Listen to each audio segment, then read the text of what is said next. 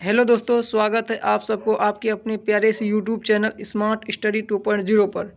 तो दोस्तों, आज हम लोग 2022 में पूछे गए सामाजिक विज्ञान का प्रथम पाली का ऑब्जेक्टिव देखेंगे। ये ऑब्जेक्टिव आपके लिए बहुत ही वीवीआई साबित होगा और मैं जो अलग से बताऊंगा वो भी आपको तैयारी करना है।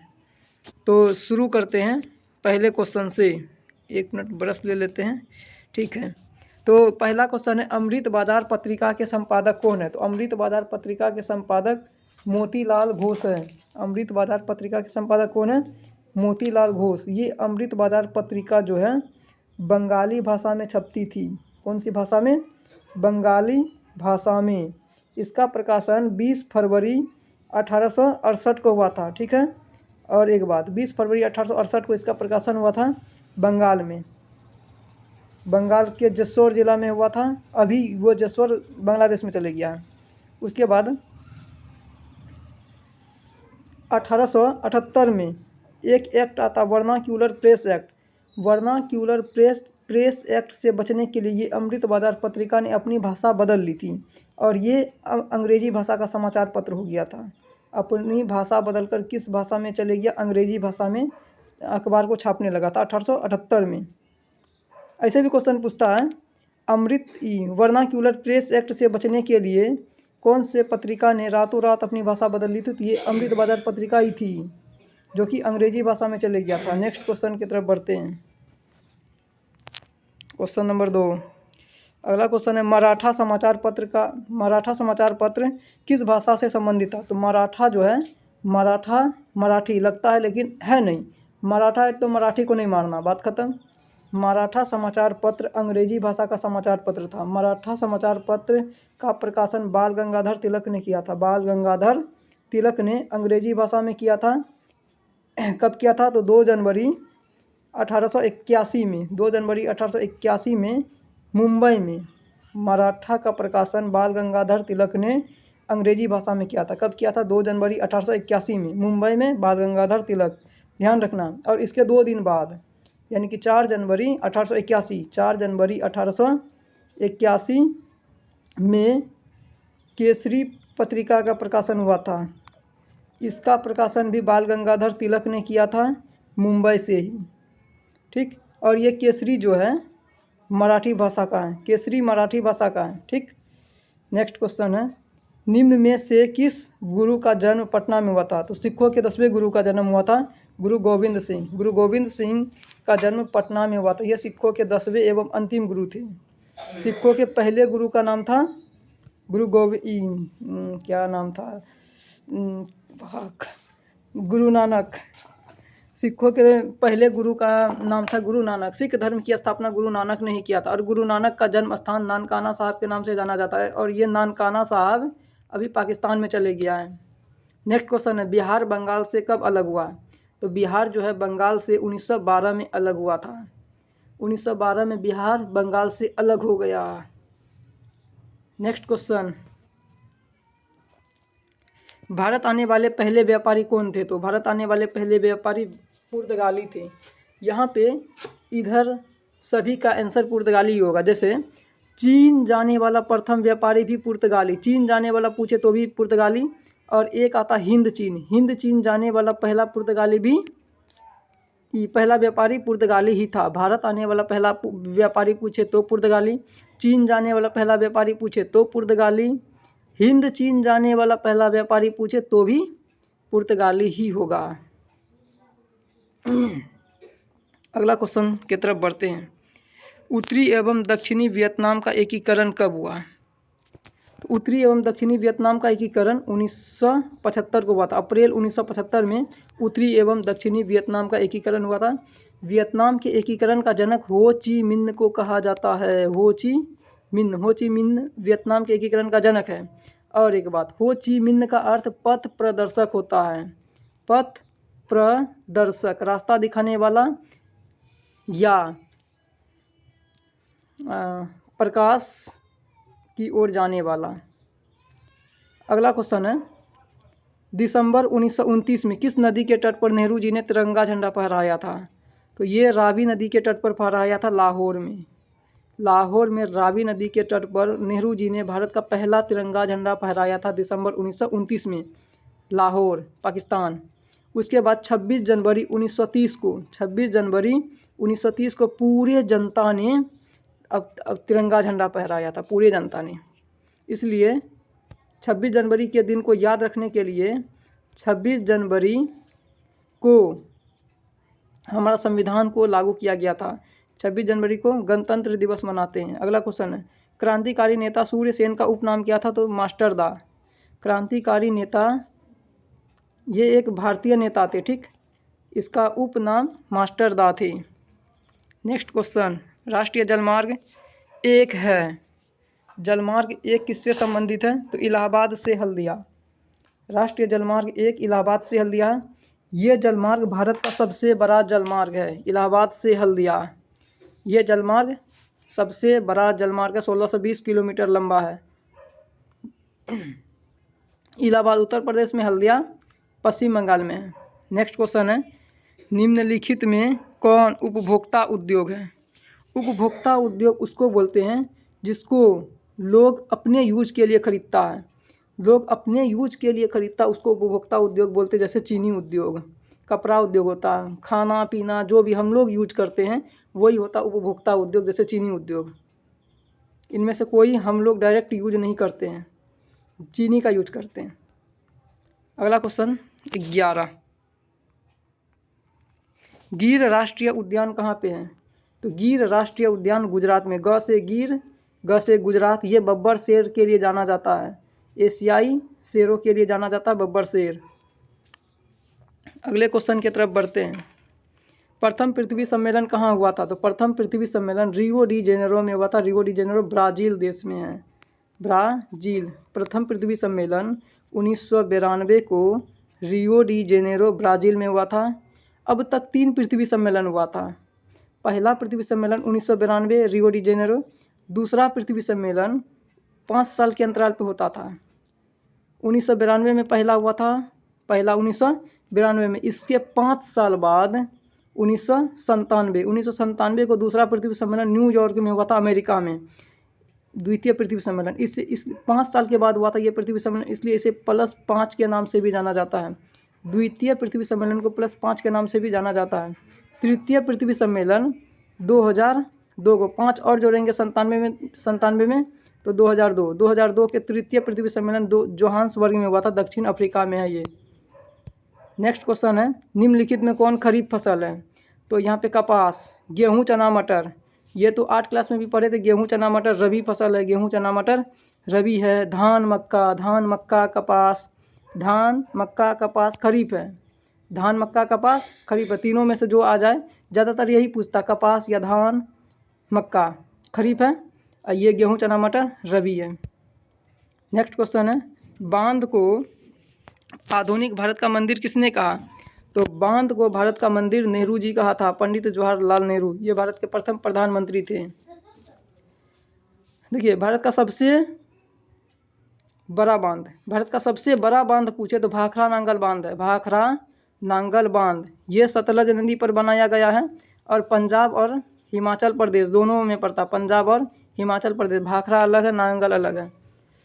तो भारत का सबसे बड़ा बांध भाखड़ा नांगल बांध है। भारत की सबसे ऊंचाई पर बना बांध, यानी कि भारत का सबसे ऊंचा बांध पूछे तो टिहरी बांध है, उत्तराखंड में है, टिहरी बांध उत्तराखंड में है। उसके बाद अगला, भारत का सबसे लंबा बांध तो हीराकुंड बांध है। ये भारत का भी सबसे लंबा बांध है, और ये भारत का ही नहीं, विश्व का सबसे लंबा बांध है हीराकुंड बांध। ये उड़ीसा में महानदी पर बनाया गया है। और एक है दक्षिण भारत की सबसे नदी घाटी परियोजना, दक्षिण भारत की सबसे नदी घाटी परियोजना है तुंगभद्रा परियोजना। कौन सा परियोजना? तुंगभद्रा परियोजना दक्षिण भारत की सबसे बड़ी नदी घाटी परियोजना है। ये तुंगभद्रा नदी पर है, और कर्नाटक और आंध्र प्रदेश के सीमा पर लगभग है, सीमा पे। दोनों राज्य इससे फायदा होता है दोनों को। अगला है, मरुस्थलीय मृदा का विस्तार किस राज्य में? मरुस्थलीय मृदा का मतलब होता है मरी हुई मिट्टी, बलुई मिट्टी मरी हुई, जो मिट्टी में खेती नहीं होता उसको बोलते हैं। मरुस्थलीय मृदा का विस्तार राजस्थान में है। और भारत का सबसे बड़ा मरुस्थल थार मरुस्थल है, भारत का सबसे बड़ा मरुस्थल कौन सा है? थार, ये भी राजस्थान में है। ये दुनिया का 9वां सबसे बड़ा मरुस्थल है, 9वां सबसे बड़ा गर्म मरुस्थल। अगला, भारत का सबसे छोटा रेलवे क्षेत्र कौन सा? भारत का सबसे छोटा रेलवे क्षेत्र उत्तर पूर्वी रेलवे है। इसका मुख्यालय पूछे तो गोरखपुर है। उत्तर पूर्वी रेलवे का मुख्यालय कहाँ पे है? गोरखपुर, उत्तर प्रदेश में है। ठीक है, ये भारत का सबसे छोटा, और ये उत्तर रेलवे है, भारत का सबसे बड़ा रेलवे क्षेत्र है। भारत का सबसे बड़ा रेलवे क्षेत्र कौन है? उत्तर रेलवे, और उत्तर रेलवे का मुख्यालय दिल्ली।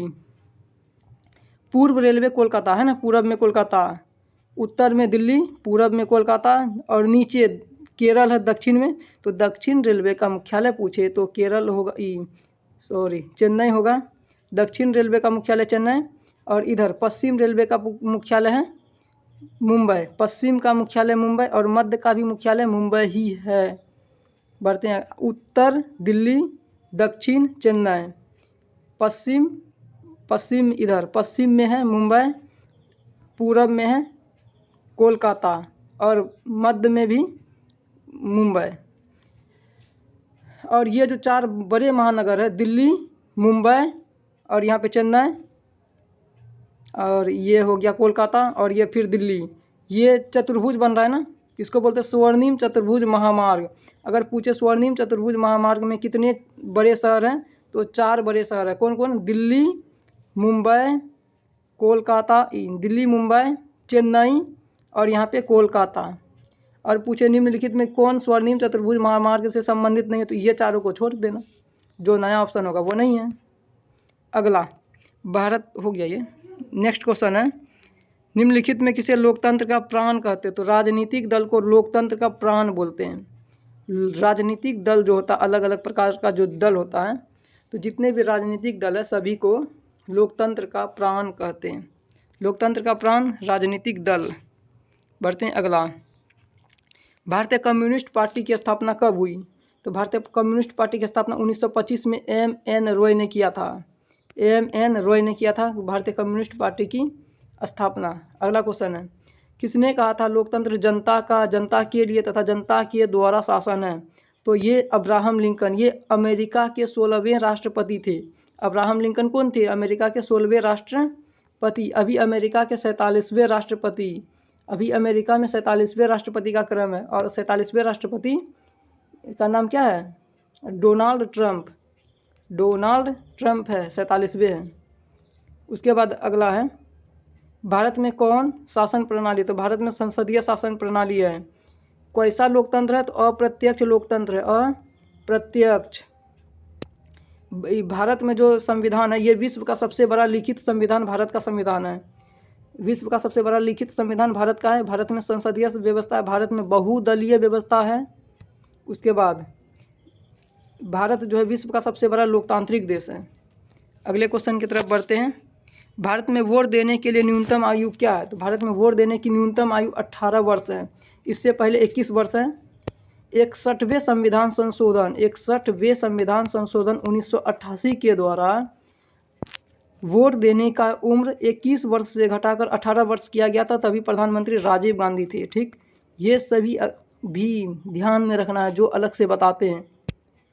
तो इससे पहले भारत में वोट देने की उम्र 21 था, अब घट के 18 हो गया, 1988। अगला क्वेश्चन, लोकतंत्र की सफलता की चुनौती क्या है? तो अफसरशाही, अशिक्षा, जातिवाद, ये सभी लोकतंत्र में सफलता का बाधक है, चुनौती है। ये सभी रहेगा तो लोकतंत्र आगे नहीं बढ़ सकता। अगर लोग अनपढ़ रहेगा तो लोकतंत्र कैसे विकसित होगा? और जातिवाद होगा तो भी लोकतंत्र विकसित नहीं होगा। अफसरशाही यानी कि प्रशासन, जितने भी नौकरी वाले लोग हैं, प्रशासन वाले लोग हैं, उसका राज, सब गलत हैं। बढ़ते अगले क्वेश्चन की तरफ। 23, भारत में राष्ट्रीय आपातकाल की घोषणा कब हुई थी? तो भारत में राष्ट्रीय आपातकाल की घोषणा 1975 में।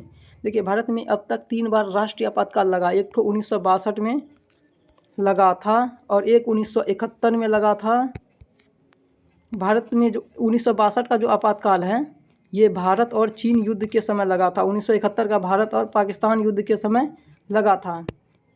और 1975 में जो लगा था, ये देश में आंतरिक गड़बड़ी के कारण लगा था।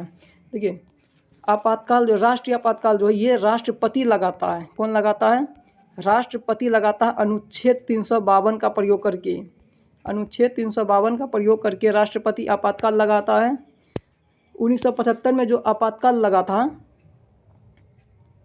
इस समय प्रधानमंत्री, देश के प्रधानमंत्री इंदिरा गांधी थी। इंदिरा गांधी के कार्यकाल में आपातकाल लगा था 1975 का, ठीक। और इस समय राष्ट्रपति फखरुद्दीन अली अहमद थे।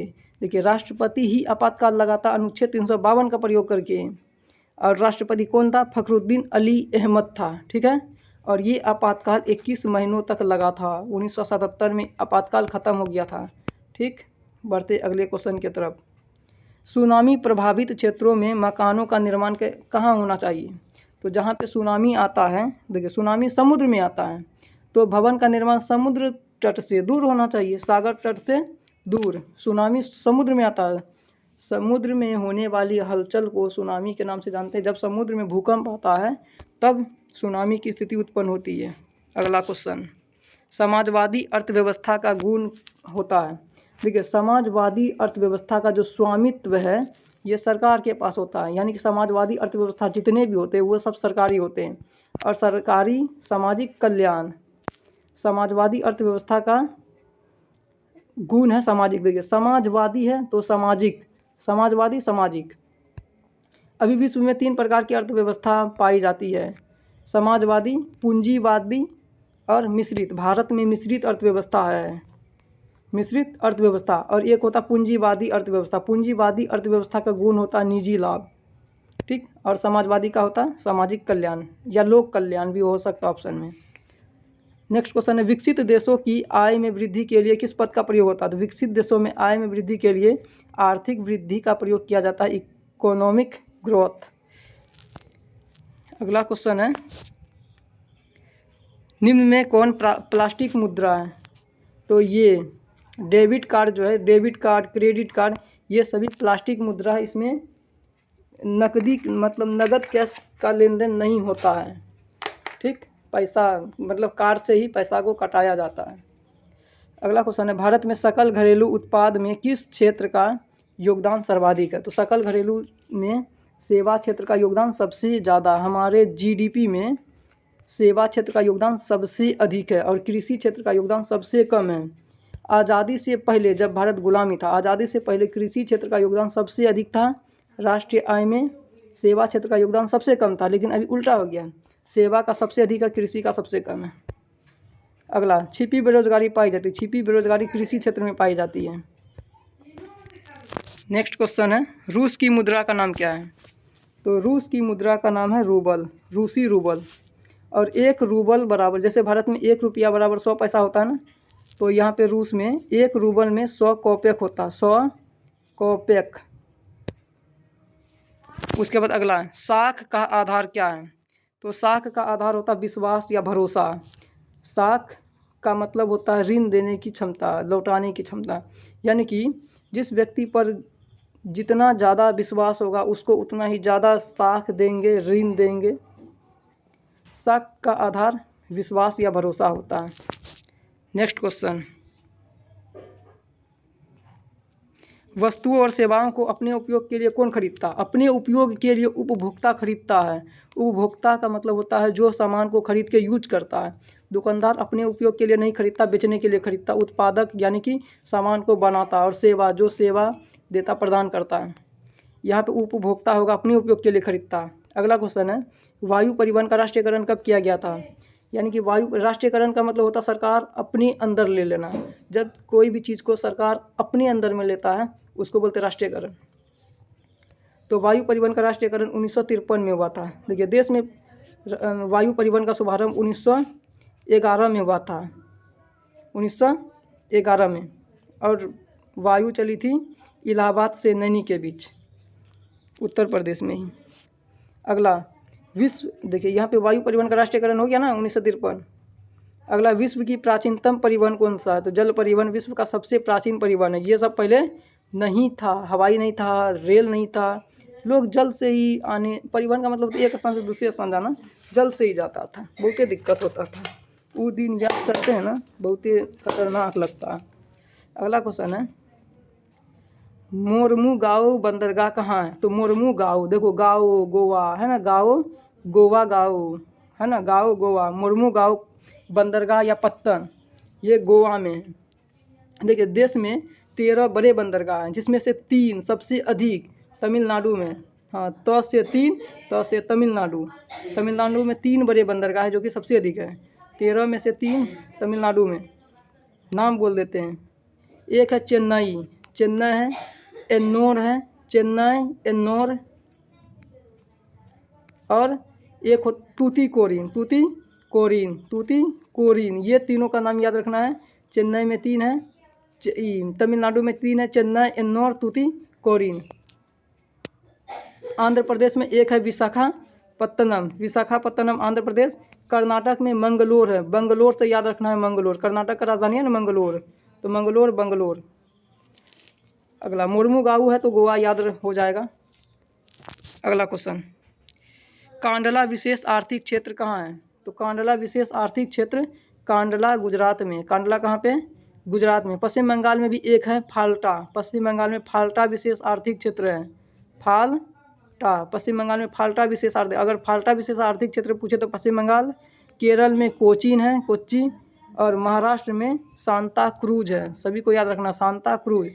अगला कहलगांव तापीय विद्युत परियोजना कहाँ पे? तो कहलगांव भागलपुर। कुछ काम कह दो तो लोग भाग जाता, तो कहलगांव कहाँ पे है? भागलपुर में। और एक औरंगाबाद में, ये बिहार में भी है, ठीक है, ये बिहार में है। कहलगांव एक तो है भागलपुर, और एक औरंगाबाद में नवीनगर तापीय विद्युत परियोजना।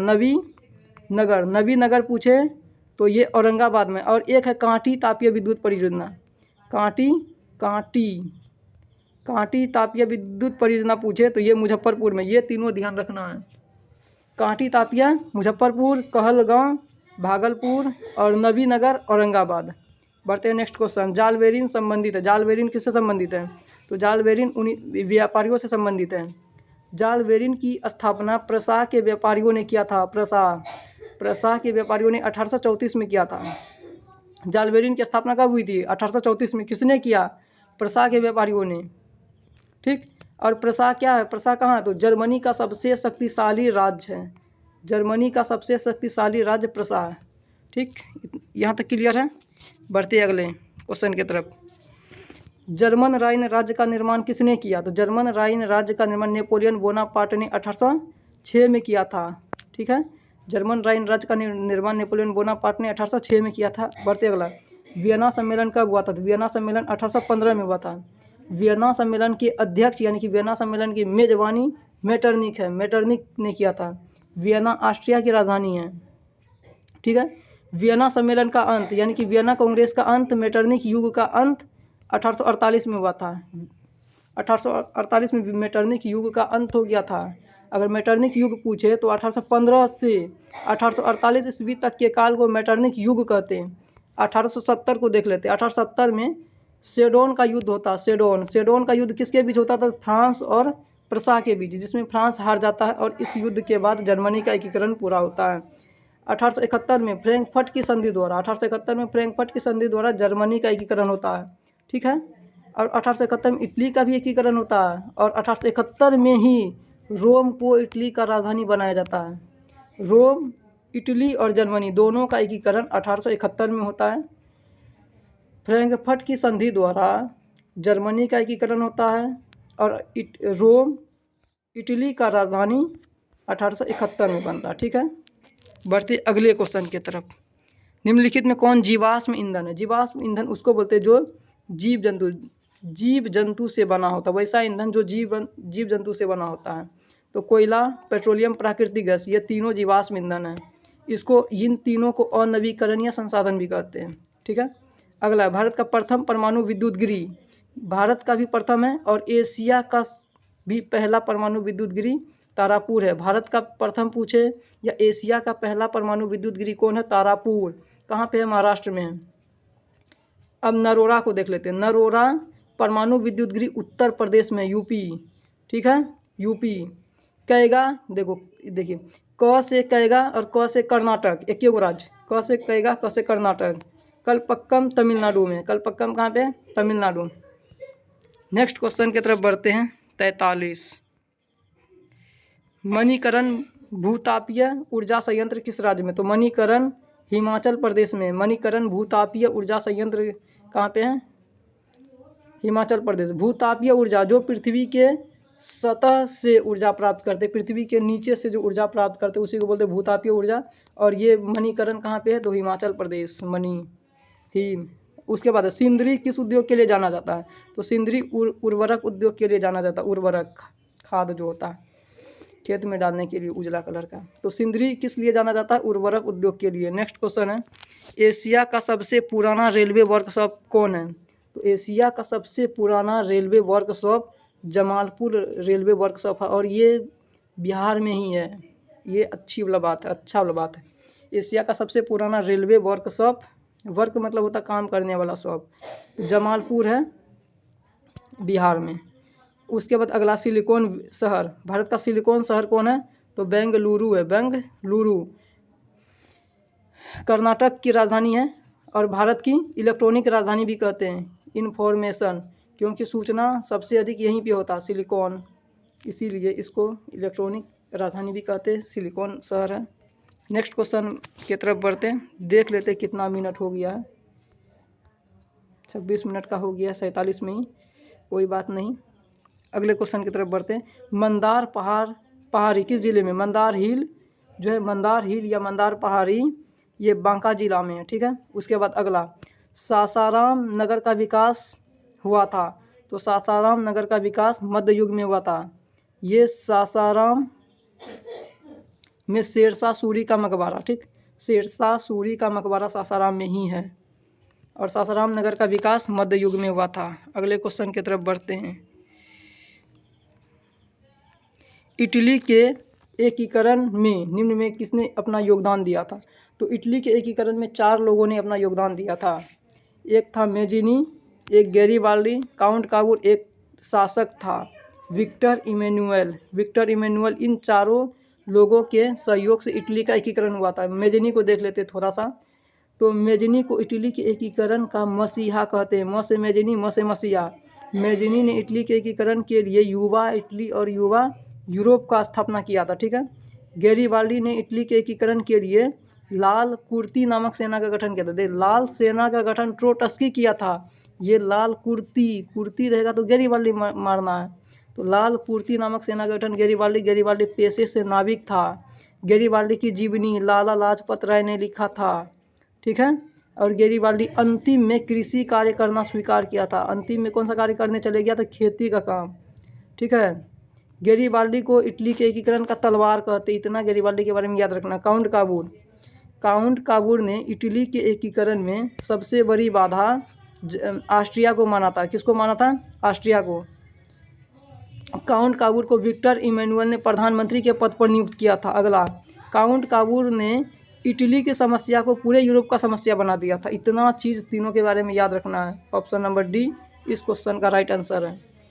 अगला क्वेश्चन है, भारत में 1 रुपया का नोट कौन जारी करता है? देखिए, भारत में अगर नोट का बात आए तो भारत में नोट जारी करने वाला bank reserve bank of India है।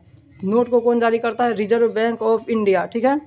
रिजर्व बैंक ऑफ इंडिया को भारत का केंद्रीय बैंक भी बोलते हैं।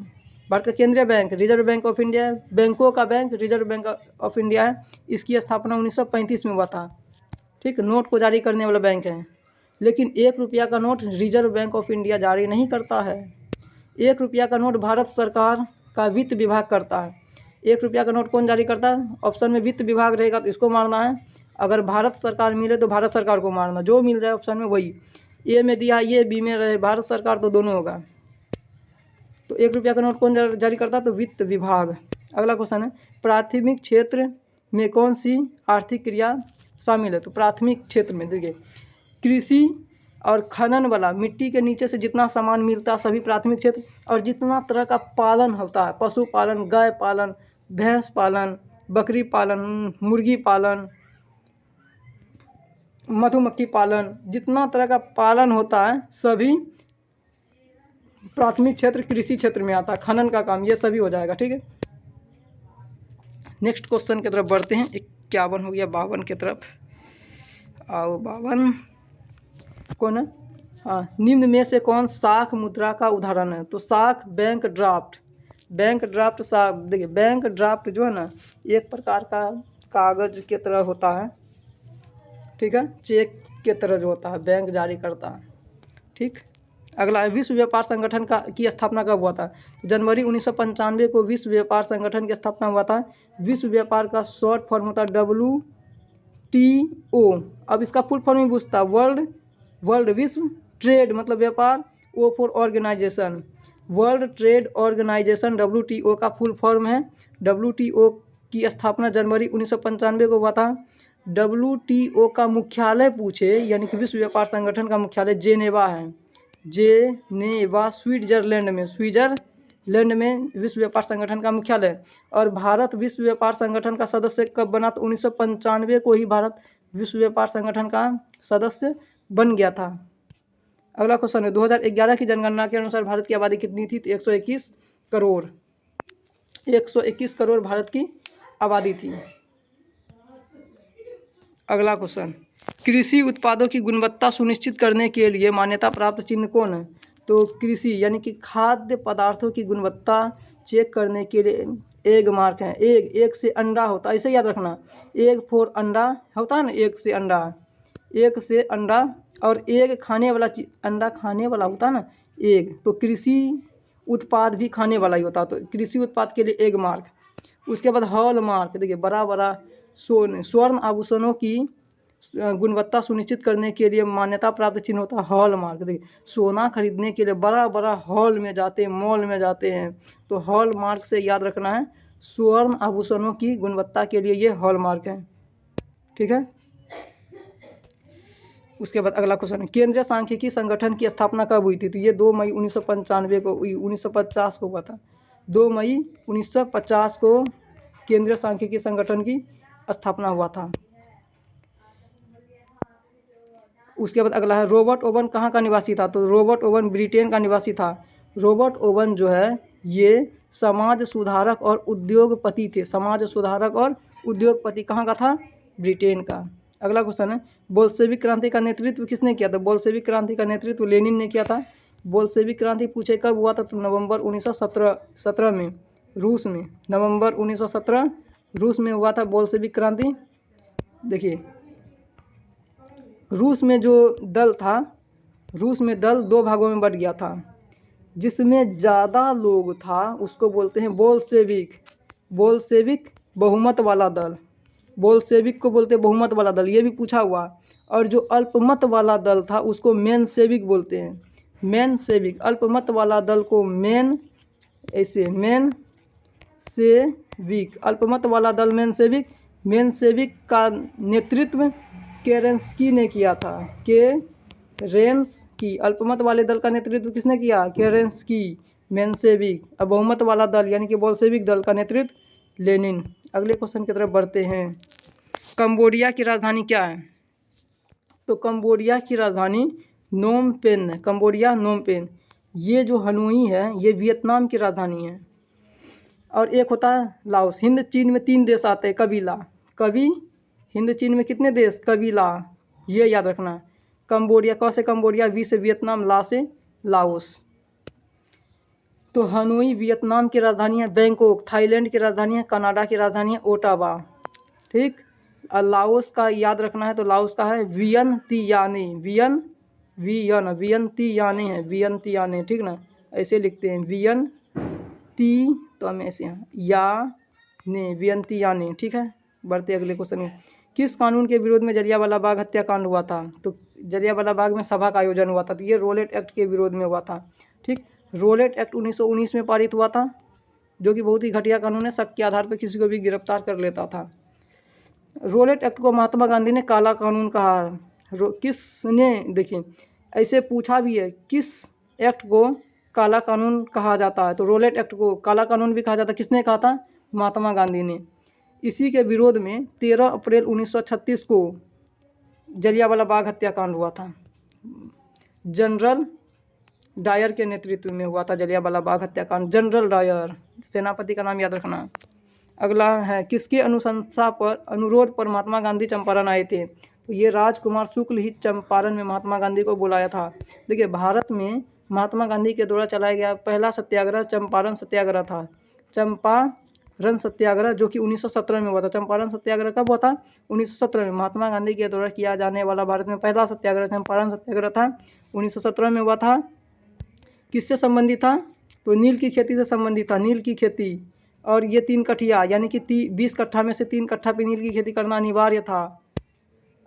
ठीक है, इसको 3 कट्ठिया से भी जानते। 3 कट्ठिया प्रणाली से कौन परेशान था? तो किसान था।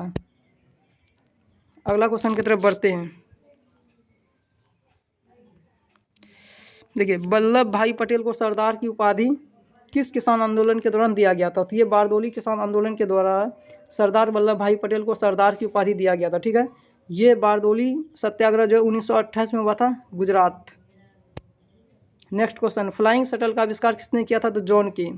फ्लाइंग शटल का आविष्कार जॉन के ने किया था। हम्फ्री डेवी ने किया था इसका आविष्कार। हम्फ्री डेवी को देखिए, हम्फ्री डेवी सेफ्टी लैंप का आगे याद, सेफ्टी लैंप का आविष्कार किसने किया था? तो हम्फ्री डेवी। ठीक है, जेम्स वाट ने किया था वाष्प इंजन। वाष्प इंजन का आविष्कार पूछे तो जेम्स वाट वाष्प इंजन, हम्फ्री डेवी। उसके बाद जॉन के फ्लाइंग शटल। अगला है, भारत में पहली जूट मिल कहाँ स्थापित किया गया था? भारत में पहली जूट मिल कलकत्ता 1855 में हुगली नदी के तट पर रिसरा नामक स्थान पे। रिसरा 1855 में रिसरा नामक स्थान पे कलकत्ता में हुगली नदी के किनारे किया गया था पहली जूट मिल। अभी भारत में इतना ही पूछा है कि भारत में पहली जूट मिल कहाँ स्थापित किया गया था? कलकत्ता में। कब किया गया था? 1855 में। किस नदी के किनारे? हुगली नदी के किनारे। सभी याद रखना।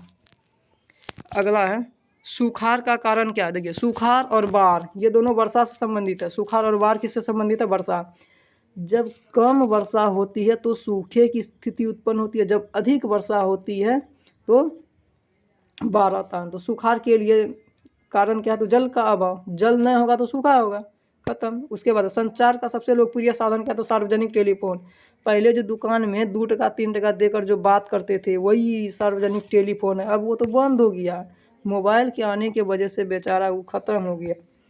ये भी दुख वाला बात है। अगला क्वेश्चन है, बाढ़ का प्रमुख कारण क्या है? देखिए, बाढ़ का प्रमुख कारण है जल की अधिकता, वर्षा की अधिकता और नदी तल पर मलबों का निक्षेपण, यानी कि नदी का जो तल है बढ़ जाना। इनमें से सभी ये सभी कारण बाढ़ का ही कारण है। अगला क्वेश्चन है, भूकंप संभावित क्षेत्रों में भवनों का निर्माण कैसा होना चाहिए? तो आयताकार। जहाँ पे बहुत अधिक भूकंप आता है वहाँ पे घर आयताकार बनाना चाहिए। अगला क्वेश्चन है, भारत में सबसे बड़ा लौह अयस्क उत्पादक राज्य। भारत में सबसे ज़्यादा लौह अयस्क उत्पादक राज्य कौन है? तो कर्नाटक है। नेक्स्ट क्वेश्चन है, सीमेंट उद्योग का कच्चा माल क्या है? तो सीमेंट उद्योग का कच्चा माल है चूना पत्थर। ये बॉक्साइट एल्यूमिनियम का अयस्क है। ठीक है, एल्यूमिनियम का अयस्क पूछे तो बॉक्साइट मारना, बहुत बार पूछा ही भी। तो सीमेंट उद्योग का कच्चा माल है चूना पत्थर। अगला क्वेश्चन है, भारत में कितने सार्वजनिक क्षेत्र के तेल परिष्करण केंद्र हैं? सार्वजनिक क्षेत्र में 18 तेल रिफाइनरी केंद्र है। तेल को शुद्ध करने वाला केंद्र 18 है सार्वजनिक क्षेत्र में। ठीक ना। नेक्स्ट क्वेश्चन है, हीराकुंड परियोजना किस नदी पर है? तो हीराकुंड परियोजना ये महानदी पर है। अब देखते हैं, ये जो हीराकुंड परियोजना है विश्व की सबसे लंबा बांध है। विश्व का सबसे लंबा बांध पूछे तो हीराकुंड परियोजना। तो विश्व का है तो भारत का सबसे लंबा होगा ही। भारत का सबसे लंबा पूछे या विश्व का सबसे लंबा पूछे तो हीराकुंड परियोजना। किस नदी पर है? तो महानदी पर। किस राज्य में है? तो उड़ीसा में है। ओडिशा लिखते हैं, उड़ीसा खत्म हो गया, उड़ गया उड़ीसा, उड़ीसा आया है। अगर भारत की सबसे बड़ी नदी घाटी परियोजना पूछे तो ये है भाखड़ा नगर परियोजना, सबसे बड़ी है। सबसे ऊंचाई भाखड़ा नगर परियोजना सतलज नदी पर है। ठीक ना। और सबसे ऊंचाई पर बना बांध तो ये टिहरी बांध है, उत्तराखंड में। टिहरी बांध। ठीक है, टिहरी बांध उत्तराखंड में है। और दक्षिण भारत की सबसे बड़ी नदी घाटी परियोजना पूछे तो तुंगभद्रा परियोजना, तुंगभद्रा नदी पर है। ये आंध्र प्रदेश और कर्नाटक के संगम सीमा पर है। अगला क्वेश्चन है, दक्षिण अफ्रीका के प्रथम अश्वेत यानी कि काला राष्ट्रपति कौन थे? काला गलती से बन गया था। दक्षिण अफ्रीका के प्रथम अश्वेत राष्ट्रपति थे नेल्सन मंडेला। ये 1994 में बने थे और 5 साल का था तो 1999 में ख़त्म कार्यकाल, 1994 से 1999। अगला श्रीलंका कब आज़ाद हुआ? तो श्रीलंका 1948 में आज़ाद हुआ था। 1947 में भारत और पाकिस्तान आज़ाद हुआ था। और यहाँ बांग्लादेश को भी देखना, बांग्लादेश भी पूछा हुआ है। बांग्लादेश 1971 में आज़ाद हुआ था। 1971 में ये पाकिस्तान से आज़ादी मिली थी। और 1998 में वेस्ट इंडीज़ संघ की स्थापना हुई थी। वेस्ट इंडीज़ संघ की स्थापना पूछे तो 1958। अगला क्वेश्चन, समता पार्टी का विलय किस राजनीतिक दल में हुआ था? तो समता पार्टी का विलय जनता दल यूनाइटेड में हुआ था। जनता दल यूनाइटेड का गठन 1999 में हुआ था। ठीक है, जनता दल यूनाइटेड का गठन कब हुआ था? तो 1999। और यहाँ पे बहुजन समाज पार्टी को देखते हैं। बहुजन समाज पार्टी की स्थापना 1984 में कांसीराम ने किया था, उत्तर प्रदेश में। कांसीराम, बहुजन समाज पार्टी के संस्थापक कौन है? कांसीराम। कांसीराम कब हुआ था? तो 1984 में, उत्तर प्रदेश में। उसके बाद भारतीय जनता पार्टी की स्थापना 1980 में हुआ था। और इसके पहले अध्यक्ष अटल बिहारी वाजपेयी थे। कौन थे? अटल बिहारी वाजपेयी। तो समता पार्टी किस राजनीतिक दल में चले गया? जनता दल यूनाइटेड में। किसके नेतृत्व में पूछे तो ये भी ध्यान रखना। तो ये था जॉर्ज फर्नांडिस के नेतृत्व में। फर्नांडिस, फर्नांडिस, ऐसे फर्नांडिस, फर्नांडिस, फर्नान ऐसे लिखते हैं, फर्नांडिस, फर्नांडिस, जॉर्ज फर्नांडिस के नेतृत्व में समता पार्टी का विलय जनता दल यूनाइटेड में हो गया था। ठीक है, अगला क्वेश्चन, निम्न में कौन नगर निगम की आय का स्रोत नहीं है? तो आय, देखिए, मकान कर, जल कर, शौचालय कर नगर निगम की आय का स्रोत है, लेकिन आय कर नगर निगम की आय का स्रोत नहीं है। ये आय कर भारत सरकार डायरेक्ट लेती है। ठीक ना, आय कर कौन लेती है? भारत सरकार डायरेक्ट लेती है। अगर हम लोग 4 लाख से अधिक कमाते हैं तो भारत सरकार टैक्स लेती है। नेक्स्ट क्वेश्चन है, निम्नलिखित में कौन पंचायत की व्यवस्थापिका सभा? व्यवस्थापिका सभा का मतलब होता है कानून बनाने वाली सभा। तो पंचायत की व्यवस्थापिका सभा ग्राम सभा को बोलते हैं, कानून बनाने वाली सभा। नेक्स्ट क्वेश्चन, राज्यपाल की नियुक्ति कौन करता है? तो राष्ट्रपति राज्यपाल की नियुक्ति से बात आए तो राष्ट्रपति की मारना। देखिए, प्रधानमंत्री की नियुक्ति पूछे तो राष्ट्रपति मारना है। ये सुप्रीम कोर्ट के मुख्य न्यायाधीश की नियुक्ति पूछे तो राष्ट्रपति मारना है। तीनों सेनाओं की नियुक्ति पूछे तो राष्ट्रपति मारना। राज्यपाल की नियुक्ति भी राष्ट्रपति। ठीक है, राष्ट्रपति देश का संवैधानिक प्रधान होता है। अगला क्वेश्चन है, स्थानीय स्वशासन राज्य के नीति निर्देशक सिद्धांत के किस अनुच्छेद से संबंधित है? 40। स्थानीय स्वशासन अनुच्छेद 40 से संबंधित है।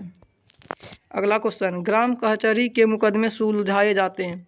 तो ग्राम कचहरी में जो है ये दीवानी और फौजदारी दोनों मुकदमे सुलझाए जाते हैं। देखिए, दीवानी मुकदमे किसको बोलते हैं?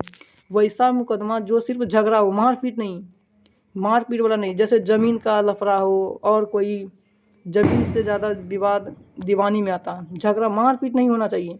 अगर मारपीट वाला केस है तो फौजदारी है ना, फौजदारी, फौजी ज़्यादा मारपीट ही करता है। और दीवाना की तरह लड़ाई होता है, सिर्फ झगड़ा होता है, मारपीट नहीं है। दीवाना, मैं तेरा दीवाना, झगड़ा हो रहा, सिर्फ मारपीट नहीं। तो ग्राम कचहरी में दोनों मुकदमे सुलझाए जाते हैं।